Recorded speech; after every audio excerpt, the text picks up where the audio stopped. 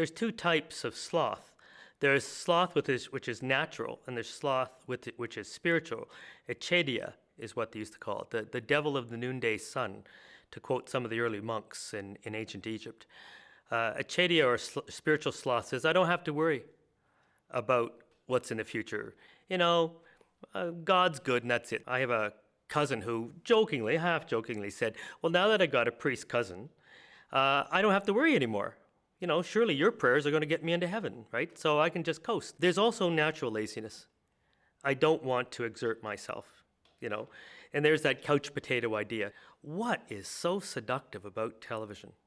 You didn't hear about radio potatoes. You hear about TV couch potatoes. And why do you? There's something deeply seductive about it. So you come in tired from your day of whatever kind of work, and you sit down, and it's never put better than vegetating into being a couch potato in front of TV, and all of a sudden you say it's gone. Or you get people who are online, and they spend hours in front of the computer, and all of a sudden they look at the time and they go, oh, where did it go? Recently they talk about going down the rabbit hole, a la Alice in Wonderland.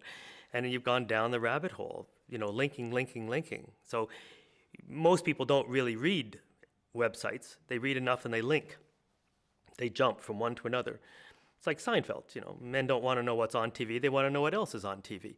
And that's a type of laziness, because they won't be diligent about being able to avoid temptations to just be distracted. It takes work to be able to concentrate on something, to finish that article. In Christian thought, we're called to work. The Christian thought has always said that work is a good thing. Adam and Eve worked in the garden. Jesus was raised as a carpenter.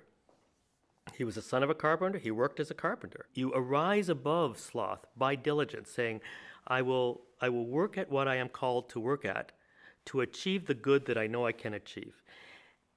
And you don't achieve it all the time. I don't become a saint immediately.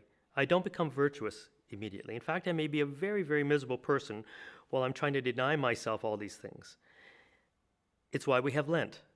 We have Lent so that you deny yourself some small things so you can get stronger. I don't believe teenagers are lazy. I think teenagers are really, really busy. I think teenagers are out of sync with our society and our times. I really like young people, and I've worked with young people for many years, decades now. Young people are extraordinarily busy, and if you don't believe me, all you have to do is be around teenagers. They'll wear you out, Part of the difficulty with teenagers is they're trying to figure out how do you socialize with other people appropriately. And the difficulty of that is it takes a lot of energy to try to socialize with people. You're always on edge. Teenagers need to stop and reflect. And so often what's happening is they're busy with so many different things. They're going a lot. And then you see them stopping. And they have to stop and process and reflect that way. But unless a teenager does stop and reflect, they will not become an adult. They'll stay as perpetual adolescent. And, it was Bly who said that that's the problem of so many men, is that they want to keep themselves busy and they don't have time to reflect, to be able to say, what is the meaning of what I do? Where should I be going? Who should I be going with? What does it mean that I have to change this or that?